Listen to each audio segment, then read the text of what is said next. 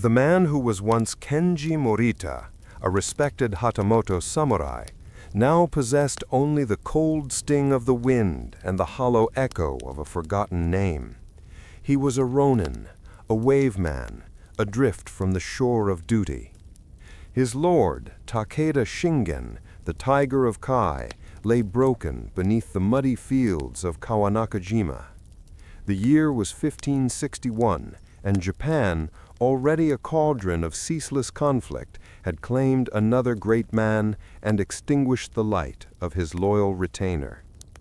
Kenji walked south, each step a gravelly counterpoint to the soft, relentless snowfall. He was no longer dressed in the vibrant silks and plated armor of the Takeda clan. His garments were simple, functional, and worn. A dark blue kimono belted with a plain obi, heavy straw sandals, and a wide-brimmed straw hat, kasa, that obscured a face carved by grief and sleepless nights. The only undeniable sign of his former status was the presence of his daisho, the long katana and the shorter wakizashi, tucked into his belt. These were not mere weapons. They were his soul's brittle extensions, the last tangible link to the Bushido code he felt he had failed. He had buried his lord's standard and his own armor near the battle site, a private, desperate ceremony of renunciation. He hadn't died on the field, a profound dishonor that clawed at his spirit. Takeda's final, gasping command, "Live, Kenji, see this age end, find a peace I could not," had been a cruel mercy, a mandate for a perpetual, unearned existence. His journey began in the stark mountains of Shinano province, a land of unforgiving peaks and deep-cut valleys. The air tasted of pine and impending doom. He was heading toward Kyoto, the imperial capital, a city he hadn't seen in nearly a decade, hoping to lose himself in its clamorous markets and labyrinthine back alleys. On the third day of his solitary trek, he reached a small, nameless village nestled against the foothills. The houses, thatched with straw, huddled together like scared animals. An oppressive silence hung over the place, not the peaceful quiet of winter, but the terrifying hush of an abandoned stage. Kenji stopped by the well. As he pulled up a bucket, the silence fractured. A small, ragged girl, perhaps 7 years old, peeked out from behind a woodpile, her eyes wide with a fear that transcended childhood innocence. "Water," Kenji said softly, his voice raspy from disuse. He offered the bucket to her. She flinched, then pointed a tiny dirt-streaked finger, not at him, but past him, toward a cluster of homes near the village center. "They took them. The Yanni men." Kenji straightened slowly, his hand instinctively resting on the katana's hilt. Yari men, spearmen, often the low-ranking foot soldiers, or ashigaru, emboldened by the chaos of war. "Who did they take, little one?" "Everyone who could work. My mother. They came this morning screaming about taxes for the Oda Lord." The Oda clan. The name was a whipcrack of the future. Oda Nobunaga, the feared demon king, was rising like a storm on the horizon.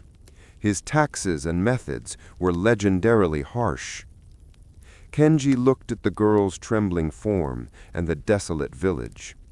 This was the Japan his lord had wanted him to survive for, a land where the strong preyed on the weak and the innocent paid the ultimate price. His heart, long hardened by battle, felt a familiar, unwelcome pang of purpose. "Show me the path they took," he commanded, his voice firm now, the samurai tone returning to spite his shame. The girl hesitated, then, seeing the resolute determination in the ronin's steel-gray eyes, she slowly walked out from her hiding place. She led him through the village, pointing to tracks in the fresh snow, the unmistakable deep gouges of iron-bound wagon wheels and the heavier boot prints of men marching in formation. The ambush at the Willow Grove. The tracks led Kenji for over an hour, winding along a frozen stream and eventually leading toward a sparse, snow-dusted grove of willow trees. A perfect spot for a brief rest, or, more likely, an ambush. He approached the grove with the silence of a hunting wolf. Every sense was extended. He noted the scent of wood smoke, the nervous whinny of a horse, and the low, coarse laughter of men. There were at least a dozen of them, perhaps more. Too many for a single Ronin to fight head-on. Kenji circled wide, his attention drawn to a dilapidated fisherman's shack perched precariously on the riverbank. He found his entry through the broken shoji screen on the back side. Inside, it reeked of stale fish and desperation, but it offered two advantages: cover and a direct line of sight to the bandits' makeshift camp. He crouched, peering through a crack in the bamboo wall. The bandits, indeed, rough-looking ashigaru with mismatched armor and long yari, were gathered around a sputtering fire. Nearby, tied to the willow trees, was a small group of villagers, farmers and women, their faces etched with despair.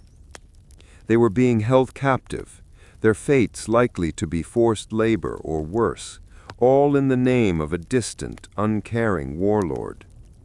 One of the bandits, a hulking man with a scarred face and a rusty nagamaki, a polearm with a sword blade, was prodding a woman with the butt of his spear, demanding where the village had hidden its meager rice stores.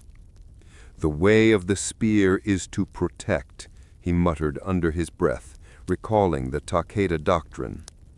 I knew he couldn't simply charge in. He was seeking redemption, not a quick death. Redemption lay in the manner of his action, not just the action itself. He needed to be precise, deadly, and efficient. He chose his targets. The nagamaki wielder first, the leader. The two archers by the supply cart second. The rest would fall to confusion and the speed of his blade. Kenji drew his katana. It was a masterpiece of the swordsmith's art, its name Kuro-ru, Black Dragon. The polished steel of the blade, nioi shimmering beneath the light, was unnervingly beautiful. He took a single slow breath, his mind dissolving the distance between himself and the men. Focus. He exploded from the shack's door, not with a roar, but with a silent, blinding speed. The nagamaki wielder barely had time to turn. He didn't use a dramatic high cut. He used the tsukukomi thrust, a quick, economical lunge, striking the leader with ruthless efficiency before he could even raise his heavy polearm. The man dropped without a sound. The sudden flash of the blade caught the attention of the archers. They fumbled for their bows. Kenji flowed past the falling leader, drawing on the Takeda clan's famous wind-water style of movement, fluid, unpredictable, and devastatingly fast. A blur of steel, a sharp shing as the sword cut the air, and both archers collapsed, their threat neutralized before a single arrow could be loosed. Chaos erupted among the remaining soldiers. They grabbed their spears, shouting orders that dissolved into panicked cries. A veteran ashigaru lunged with a yari. Kenji didn't step back. He met the attack, his katana intercepting the spear shaft with a downward block, parrying the thrust and deflecting the spear point into the earth. The ashigaru's eyes widened in shock. Before he could recover his weapon, Kenji had closed the distance, executing a precise dogiri, torso cut, that ended the man's fight instantly. The fight lasted less than a minute. Kenji fought with a controlled fury, his movements honed by years of practice on real battlefields. He avoided unnecessary flair, choosing the quickest, most direct path to stop his opponents. He was not a showman, he was a machine of war, reawakened. When the dust settled, 8 bandits lay motionless in the snow. The remaining 4, younger, less experienced, threw down their spears and scrambled, fleeing into the trees, leaving their gear and their dead behind. Kenji let them go. The lesson was learned, the threat was gone. He sheathed the kuro-ryu with a soft click, the sound of finality. The weight of gratitude. The captive villagers, frozen in terror, slowly realized they were safe. A middle-aged woman, her face streaked with tears, was the first to move. She rushed toward Kenji and fell to her knees in the snow, bowing her head deeply. "Oh, Master Samurai, you are a godsend. You saved us. Please tell us your name so we may pray for your honor." Kenji looked down at the woman. He had just killed 8 men, bringing death and a temporary reprieve from suffering. He felt neither pride nor joy, only the cold, empty sense of performing a duty that should have been his lord's. "I am no master, and I have no lord. I am a Ronin. My name is unimportant. The men were merely bandits in uniform. They will not trouble you again." He quickly untied the villagers, freeing them from the ropes. He directed them to gather any useful supplies the bandits had left, food, blankets, and a few small bags of stolen silver coins. "Take these weapons," he instructed the strongest-looking farmer, handing him one of the abandoned spears. "Hide them. If you are troubled again, you must defend yourselves. The time of relying on others is passing."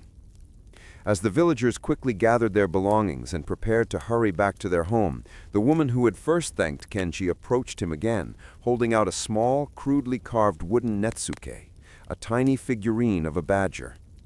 "Sir Ronin," she insisted, "we have nothing to pay you with, but this, my husband carved it. It is for protection. Please take it. It is our sincerest gratitude." Kenji looked at the netsuke. It was utterly without monetary value, but its worth as an offering was immeasurable. It was a tangible piece of the very life he was supposed to be protecting, the common folks whose peace was the goal of all righteous warriors. He hesitated, then slowly extended his hand and accepted the small wooden charm. "May your village find peace," he said, his first truly heartfelt words since the fall of Takeda. He tucked the netsuke carefully into his kimono, where his war-worn heart beat. He watched until the last villager disappeared back down the snowy path. Then Kenji turned his back on the scene, leaving the bodies as a stark warning to any who would follow. He walked on, his steps a little heavier. The weight of a new, small duty settled upon his shoulders. He hadn't found redemption, but he had found a road, marked not by the banners of war, but by the quiet gratitude of the saved. His journey into the warring heart of Japan had just begun, and the lost samurai knew one thing. To find his true purpose, he would have to become a ghost of justice, wandering until his sword earned his own death. Days bled into a week. Kenji subsisted on dried rice, what little game he could snare, and the occasional meager, overpriced meal at a roadside noodle stand. He avoided towns, preferring the relative anonymity of the smaller hamlets, but he needed information. The world was changing rapidly, and to survive, a Ronin needed to understand the current political winds. He came upon a renowned shukuba, post-station town, Iwamura, strategically located along one of the great routes. Though risky, the best way to hear the truth, unvarnished by official decree, was in the common rooms of inns and tea houses. Kenji shed his straw hat at the entrance and slid onto a cushion at a corner table. The air was thick with the scent of brewing ochija, roasted green tea, and the sweat of travel. He ordered tea and a bowl of soba noodles, paying with a small, worn copper coin. As he ate, he listened. The low murmur of conversation was a tapestry of worry and ambition. "They say the Oda forces are mobilizing again," whispered a merchant with a silks-wrapped bundle. It is not enough for Lord Nobunaga to have defeated the Imagawa and now to threaten the Ashikaga shogun. He seeks the whole country. And the taxes, grumbled another, a stout farmer. The new land survey, the Kenshi, is merciless. Every scrap of rice is tallied. We are bled dry to fund his armies. The discussions were interspersed with names that were rapidly becoming legends. Toyotomi Hideyoshi, the sharp-witted peasant turned general, and Tokugawa Ieyasu, the shrewd ally to Nobunaga. Kenji, a product of the old guard, listened to the descriptions of Nobunaga's methods with a cold unease. This was not the chivalrous warfare of the past, filled with formal challenges and respected standards. This was total war, fought with overwhelming force, firearms, and sheer cold efficiency. Kenji was surprised when a man slid onto the opposite cushion, uninvited. The newcomer was a slender man, perhaps in his late 20s, with bright, intelligent eyes and the air of a scholar rather than a warrior. He wore the simple, dusty robes of a yamabushi, mountain ascetic, though his staff was nowhere to be seen. "The noodles are good here, Ronin-san," the man said, his voice quiet, almost musical. Kenji stopped eating, his posture instantly tightening. He hadn't drawn attention to himself. "You know me?" The scholar smiled, a genuine, disarming expression. "I know only a man who moves with the deliberate stillness of a predator, and who eats his meal as if ready to draw steel. Your swords are fine, your clothing is a lie. You are a warrior, cast adrift. A Ronin, yes?" "Many men are Ronin now." Kenji kept his hand close to his katana. "Why do you sit with me?" "My name is Hajime. I travel the roads, gathering knowledge. I am not a threat. I hear everything, from the whispers in the rice fields to the decrees in the palaces. I can offer you something more valuable than noodles. Context." Hajime leaned in slightly. "You carry the weight of a recent great defeat. Takeda, Imagawa, Asakura." Kenji fixed him with a hard stare. "You speak too much." "Perhaps, but let me give you a piece of context. There is a man near Owari province, a village called Furuichi, a former samurai of the Saito clan. He has been taking in Ronin, men with skills but no lord. He seeks to build a small community, a place where a man can find honorable work and safety from Nobunaga's conscription. He calls it the Village of the Unburdened." This was intriguing. A community of masterless samurai. It could be a trap, a den of bandits, or a place to find purpose. "And what is his work?" Kenji asked, his interest piqued despite his caution. "He does what many who oppose Nobunaga do. He protects those whom the Oda army targets, farmers, minor temples, trade routes. He takes payment in rice and peace, a chance to use your blade for something other than a lord's endless ambition, a chance, dare I say, for a new kind of redemption." Kenji was skeptical.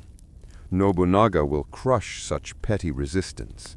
Perhaps, but is it not better to die on your feet, protecting the innocent, than to waste away in shame? The path is south, toward the Ise Bay coast. Seek the village of Furuichi. Ask for Sanada Kageyoshi. Tell him that the willow drum beats with a new rhythm. Hajime stood up, finishing his tea with a final appreciative sigh. "Go in peace, Ronin-san. May your path be less shadowed than your memory." Before Kenji could press him for more details, the scholar melted into the flow of travelers, leaving Kenji with a half-eaten bowl of soba and a stark choice. Continue to drift toward certain oblivion in Kyoto, or turn south toward a dangerous but possibly meaningful new purpose.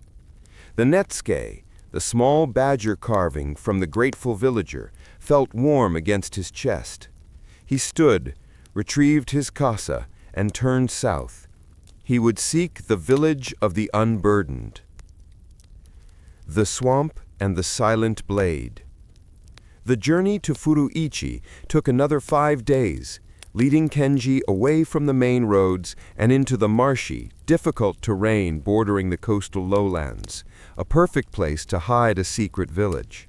The mud was relentless, the insects annoyingly persistent even in the chill, and the mist clung to the ground like a vengeful spirit.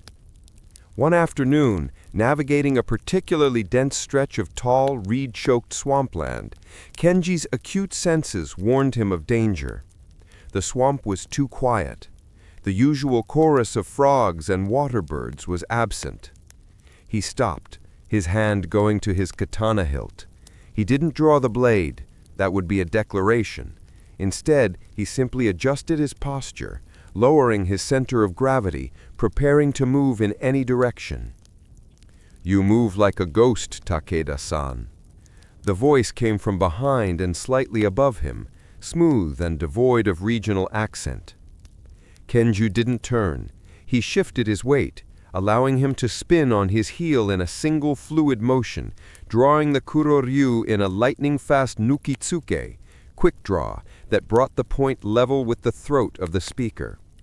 The man he faced was perched on a thick willow branch that arched over the path. He was clad in rough, dark leather and cloth, a ninja or a highly skilled scout. He held a thin, deadly kusarigama, sickle and chain, loosely in his hands, but his expression was calm, even approving. "You are good, Takeda-san," the man noted, his eyes never leaving Kenji's. "I've been shadowing you for 3 ri, about 7.5 miles. Most men would have tripped or been caught by now. My name is Shiranui. I am the eyes of Sanada Kageyoshi." Kenji lowered his sword, but only marginally. The Ronin was suspicious of the stealth and the directness. "If you are his eyes, why the theatrics? And why call me by a name I no longer carry?" "We observe everyone who comes this far off the road, Ronin-san. We know who you are, the warrior who refused to commit seppuku after Kawanakajima, per his lord's command, the man who wears the scars of the Takeda's final stand. We are not a bandit camp. We take no man who cannot handle the truth of who he is." Shiranui leapt down from the branch with unnerving grace, landing soundlessly on the muddy ground. "Sanada Kageyoshi has heard of the incident in the Shinono village, the Oda bandits. He is testing your heart, Ronin-san. Killing those men was justice, but entering his village requires discretion." Shiranui led the way, setting a grueling pace, silently navigating the confusing network of trails. After another hour of punishing travel, the trees began to thin, and a cluster of well-built, modest homes came into view, hidden in a wide clearing protected by the swamp on 3 sides and a ridge on the 4th. The air here was cleaner, the activity purposeful. Men were chopping wood, tending a small forge, and practicing with spears and wooden swords, not in the showy manner of a peacetime dojo, but with the grim, focused intensity of men preparing for a real fight. The interview. Kenji was led to the largest structure, a long communal building that served as barracks and meeting hall. Waiting for him was Sanada Kageyoshi. He was not the towering warlord Kenji had expected. Kageyoshi was a man of medium height, powerfully built, with a neatly trimmed beard and eyes that missed nothing. His armor lay clean and polished beside him, but he wore simple, sturdy clothing. "Welcome, Kenji Morita, former retainer of the Takeda." Kageyoshi's voice was warm but authoritative. "We do not deal in lies here. You seek to shed your past, but the past is the sword you carry. You must learn to wield it honorably, without the weight of a dead lord's ambition." Kenji stood straight, bowing respectfully. "My lord saved my life. I carry that failure. I seek a place where my training can be used to protect something that is truly honorable." "Honor," he scoffed lightly. "Honor is a luxury in this age, Kenji. We deal in survival and small acts of justice. We are mercenaries of peace. My men are not fighting for territory or a family name. We fight for the common people." He gestured to the men training outside. "We have former Imagawa samurai, some who served the Miyoshi, even a few who deserted the Oda. We are the leftovers of the Sengoku Jidai, and we are learning a new way." "The risk is immense," Kenji observed. "You are challenging the Oda clan indirectly. Nobunaga will hear of this." "Let him hear this," Kageyoshi said, a steely resolve entering his eyes. "We are small, a thorn in his heel, but the more we protect, the more trust we earn. We are forging a new kind of loyalty, loyalty to the common people." He looked directly at Kenji. "I know you were a great warrior under Shingen. I need your skills, your knowledge of discipline and strategy. But you must swear only one oath, to never use your sword for personal gain or conquest. Can you serve a cause with no lord, no glory, and no promise of victory, only the daily grind of survival?" Kenji thought of the cold mud of the battlefield, the shame of his flight, and the terrified face of the small girl in the snowy village. He touched the netsuke hidden beneath his robes. This felt right, a debt to be paid not to a feudal ideal, but to the real Japan his lord had wanted to save. "My lord commanded me to find a peace he could not. Perhaps this is that peace. I swear the oath. My sword is yours, Kageyoshi Dono, for the protection of the unburdened."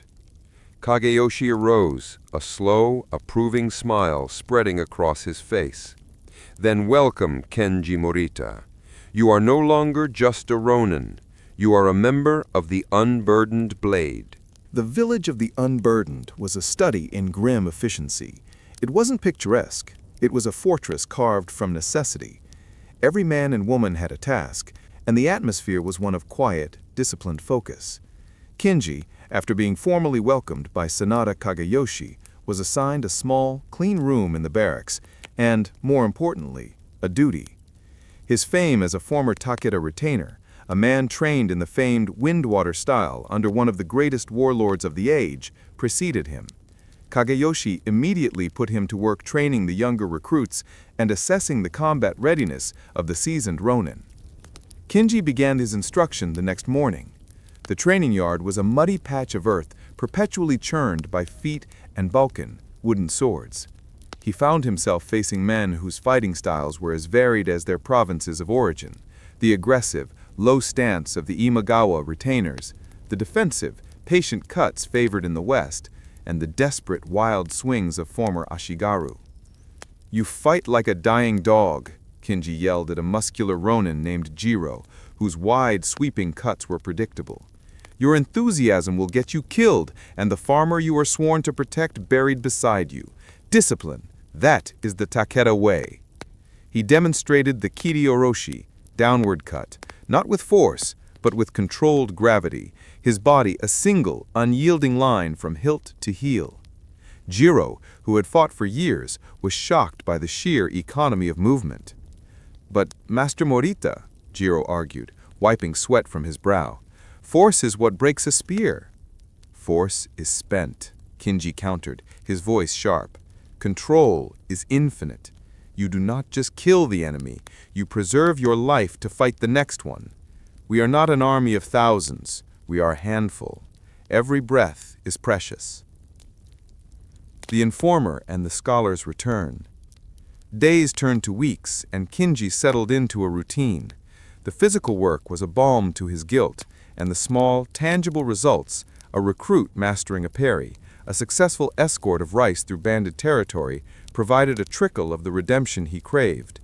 He learned that Kageyoshi's network was extensive, relying on farmers, merchants, and even low-ranking officials who chafed under Oda rule. One evening, after a particularly grueling session, Shiranui, the elusive scout, returned from a reconnaissance mission. He brought with him an unsettling report. "The Oda garrison at Inabayama Castle is restless. They have seized a large grain shipment meant for the Issei merchants. But more troubling, They are hunting Ronin. Not just any Ronin, but those with known lineage and high skill.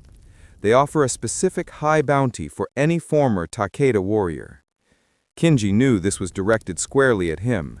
Nobunaga eliminated potential rivals and absorbed talent.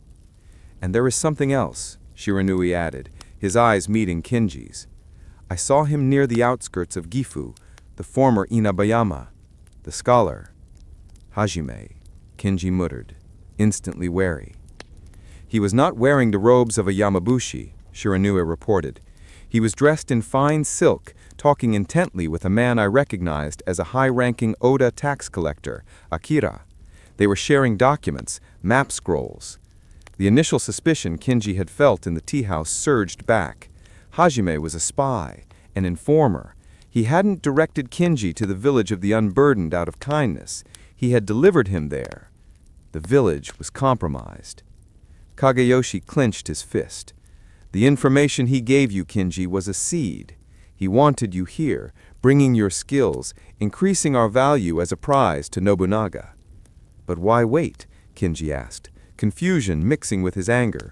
Why not betray us immediately? He's a strategist, Kenji, Kageyoshi reasoned. He wants to capture not just a handful of Ronin, but a legitimate threat. By letting us consolidate, by letting you train our men, we become a juicier target. Nobunaga can eliminate a problem and absorb the assets, our skills, and the supplies we protect. The test of the river crossing. The threat was immediate. Kageyoshi ordered the village to prepare a rapid evacuation plan, utilizing the swamp's natural defenses as a temporary shield. But they had a problem. The village had just agreed to escort a significant shipment of medicinal herbs, vital supplies, to a distant plague-stricken temple. To fail the mission would be to break their oath to protect the powerless. The river is the fastest route, Kenji analyzed, pointing to a map scroll. But the Oda will anticipate it. The crossing at Kozato is too exposed.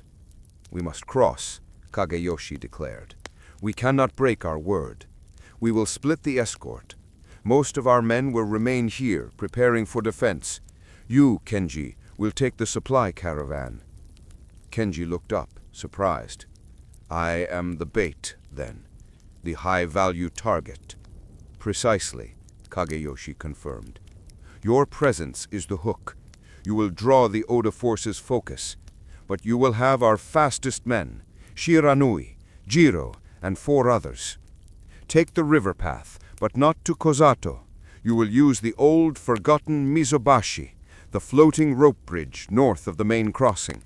It is treacherous, built by the locals, and unknown to maps. The plan was a deadly gamble. Kenji would lead a small team into a known danger zone, banking on the Oda forces being drawn to his identity and overconfident in their knowledge of the terrain. The ambush at the Mizubashi. The crossing was scheduled for the dead of night, under a sliver of a crescent moon. The river mist was thick, chilling Kenji to the bone. The Mizubashi was a nightmare, a series of wooden planks lashed together, floating precariously on the river, held in place by thick hemp ropes secured to the banks. It swayed violently with every step, and a wrong footing meant a plunge into the icy, fast-moving water. The small caravan consisted of 2 oxen-drawn carts containing the herbs and 8 men: Kenji, Shiranui, Jiro, and 5 other seasoned Ronin. They had successfully pushed the first cart across when the alarm sounded. A shrill metallic whistle cut through the mist from the eastern bank. A trap. "We've been spotted!" Jiro roared. "No," Kenji corrected, his voice low and cold. "We were led.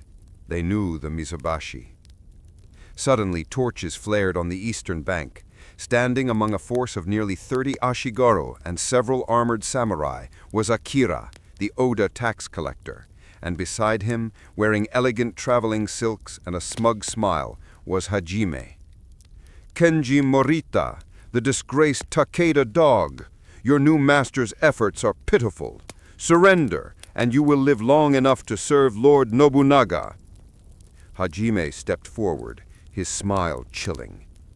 It was quite a diversion, Ronin-san, but you should know, the Oda clan does not rely solely on brute force. We rely on knowledge and on the men who gather it.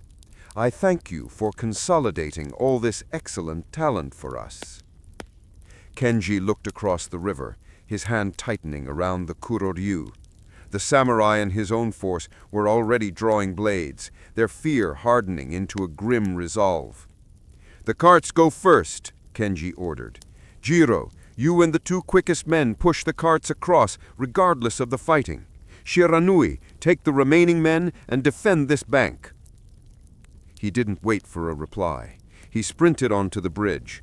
The Oda force, recognizing their target, advanced, led by 3 armored samurai. They were armed with naginata, pole swords, designed to keep swordsmen at a distance.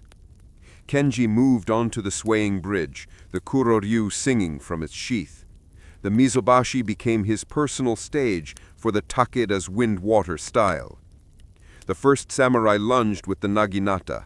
Kenji didn't attempt to parry the long pole. Instead, he dropped low, letting the blade skim over his helmet. The rapid weight shift caused the Mizobashi to plunge violently under his feet, throwing the advancing samurai slightly off balance. In that split second, he darted under the pole, closing the distance, and delivered a devastating kotegiri, wrist cut, that severed the tendons in the samurai's sword arm. The second samurai charged, his partner quickly following. Kenji spun, using the momentum of his opponent's charge and the bridge's own movement. He didn't engage them with direct cuts. Instead, he used his katana to repeatedly strike the ropes holding the bridge. Shing! The ropes frayed under the razor-sharp steel. Shing! Another strike. The whole Mizobashi began to groan, the planks separating. "The bridge is breaking!" shouted one of the Oda Ashigaru. Kenji faced the remaining 2 samurai. "You have fought for a lord who cares nothing for you, who rewards a snake like Hajime. I fight for the sick who need these herbs." With a final desperate burst of strength, he executed a powerful tuzuki against the last intact rope, severing it entirely. The Mizobashi collapsed into the frigid river with a deafening, splintering sound. The 2 Oda samurai, caught by surprise, plunged into the water, their heavy armor a death sentence. Kenji, standing on the last remaining plank attached to the western bank, looked across the widening gap. The majority of the Oda force was now isolated on the eastern side, facing the dark, dangerous water. Akira stared in disbelief. Hajime's smile had vanished, replaced with cold fury. "You may have saved your carts, Ronin, but you have only delayed your capture. Nobunaga will burn this land until he finds you." Kenji sheathed his katana, the sound a sharp period to the violent confrontation. "Let him search," he replied, his voice calm. "The river is our ally tonight. Now focus on your map reading, scholar. You'll need a better route home." He turned his back on the enemy, his heart pounding, not with fear, but with a fierce, necessary purpose. The carts were across, the mission was a success, and he had faced the ghost of his shame and found the courage to protect something fragile and real. The road to redemption was treacherous, but for the first time in years, Kenji Morita, the lost samurai, was moving forward. The successful defense of the Mizobashi crossing bought the village of the unburdened time, but Kenji knew it was a temporary reprieve. Hajime, the scholar spy, now knew their location and their strategy. The next Oda attack would be overwhelming and swift. Kageyoshi, assessing the situation, gathered Kenji and Shiranui. "We cannot stand and fight a full Oda siege. We are too few. We must move our people deeper into the mountains, a long, brutal journey to a safer hidden valley we prepared months ago." "And the supplies?" Kenji asked. "The herbs we saved, the rice we've stockpiled, we can't not leave them." "We will move them in small, highly guarded bursts, but we need a diversion, a ghost to haunt the Oda supply lines and draw their main forces away from our retreat." He looked at Kenji. "This task falls to you, Kenji. You are the high-value target. Your presence anywhere else will draw Nobunaga's attention like a lightning rod. You must move west toward the notorious lands of Iga province." Kenji's eyes narrowed. Iga, the birthplace of the Iga-ryu ninja, a lawless, decentralized region known for its fierce independence and utter disdain for samurai authority. It was a region Nobunaga loathed and had sworn to crush. "Iga is a viper's nest," Kenji observed. "Even Takeda's scouts avoided that region." "Precisely," Shiranui interjected, his voice dry. "It is the last place the Oda army will look for a conventional samurai. Iga's mountain paths and hidden valleys are traps to the uninitiated, but a fortress to a skilled tracker. You will be a fish in the mountain stream, drawing the wolves away from the fold." Kageyoshi gave Kenji a map, crudely drawn on aged parchment, marking a deep, twisting gorge in the Iga Mountains. "Go there. Hide. Make selective raids on Oda outposts far from our location. Send messages. Leave clues. Make them think you are attempting to rally resistance in the west." "And when do I return?" Kenji asked. "When you are no longer the bait," Kageyoshi replied. "When our people are safe. If you succeed, you will have saved every person here. That is a true act of redemption, Kenji." The crossing into darkness. Kenji took only his daisho, a bow with a quiver of arrows, and a week's ration of dried fish and grain. He traveled under the cover of the dense night forest, his movements a blend of samurai discipline and the primal caution of a hunted animal. The journey into Iga was unlike anything he had experienced in the disciplined lands of the Takeda. The people here were suspicious, silent, and often armed. Villages were protected by crude but effective palisades, and every farmer seemed to possess a working knowledge of traps. He was crossing a mountain pass, shrouded in mist, when the first sign of Iga's true nature appeared. A thin, almost invisible wire stretched waist-high across the narrow path. A typical traveler would have tripped and fallen into a camouflage pit below. Kenji, whose eyes had been trained to spot the smallest shift in the forest floor, stopped instantly. Before he could bypass the trap, a voice, high-pitched and mocking, sliced through the air. "A thick-skulled samurai lost in the fog. Did you think Iga was an open road, Wakamusha, young warrior?" Kenji drew his katana slightly, not fully unsheathing it, a sign of defensive readiness, not aggression. He looked up, scanning the peaks. Nothing. The sound had seemed to come from everywhere and nowhere. "I seek only passage," Kenji announced clearly. "I am a ronin, and I hold no banner of conquest." The voice laughed, a dry, rustling sound like dead leaves.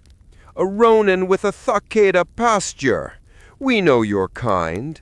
You bring war and taxes. We bring silence." A small, heavy object whistled through the air toward him. Kenji instinctively ducked and rotated, allowing his training to take over. The object, a weighted shuriken, whizzed past his ear and embedded itself deeply into a nearby cedar tree. The sound of its impact was startlingly loud. "My quarrel is with the Oda clan, not the people of Iga," Kenji asserted, still not fully drawing his blade. He knew that to fight a ninja in their own terrain was foolish. "The Oda have not paid us to kill you," the voice said, a hint of calculation entering its tone. "But curiosity is free. Why does a fine samurai from Kai wander where even the most seasoned hunters fear to tread?" "I am the diversion," Kenji admitted, choosing truth over evasion. "I draw the Oda's fire to protect the innocent. My current mission is a raid on the Oda rice depot in the Koga borderlands, far to the west of here. If you hinder me, you help the Demon King." Silence. The subtle tactics of the samurai, using honesty as a weapon, seemed to momentarily confuse the hidden opponent. Finally, the voice spoke again, closer this time, just behind a cluster of boulders. "A warrior who protects the farmers. That is a new song in this age. Pass, Takeda, but know this. Iga is never neutral. You owe us a debt for the path." Kenji bowed formally to the empty air. "I will honor the debt, if ever asked." He crossed the path, navigating a hidden path around the tripwire, and continued his journey deeper into the shadowed, dangerous heart of Iga.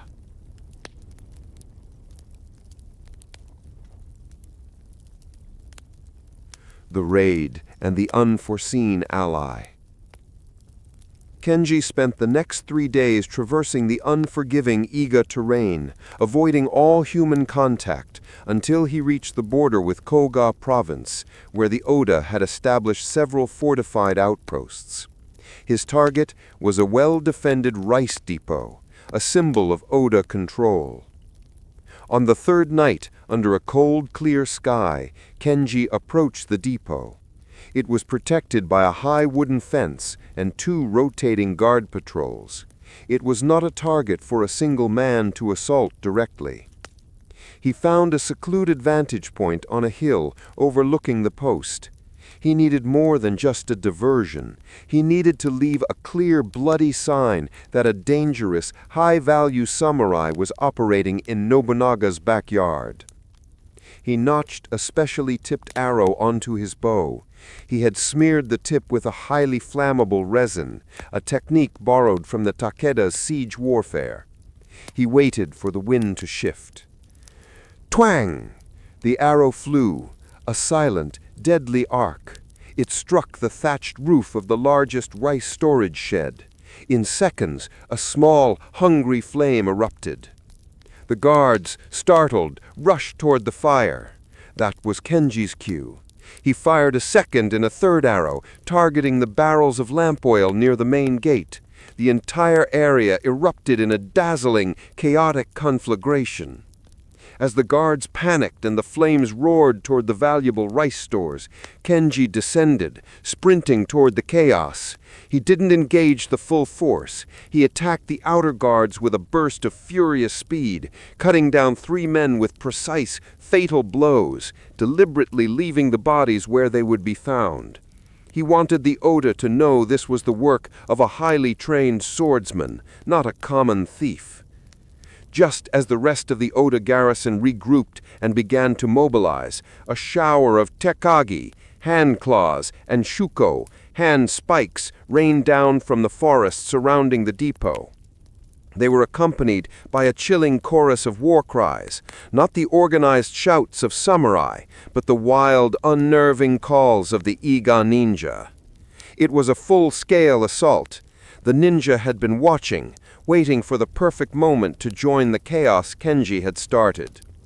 A small, nimble figure masked in black cloth landed beside Kenji.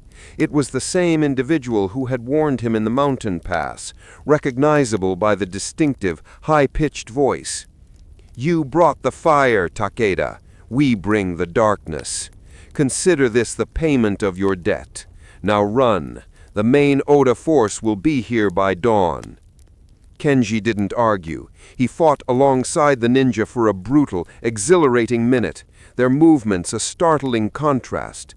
Kenji's grounded and powerful, the ninja's aerial and impossible. Together they cut a path through the disorganized Oda defense. "You have saved my life," Kenji called out to the ninja as they retreated into the thicket, the smell of burnt rice and blood heavy in the air.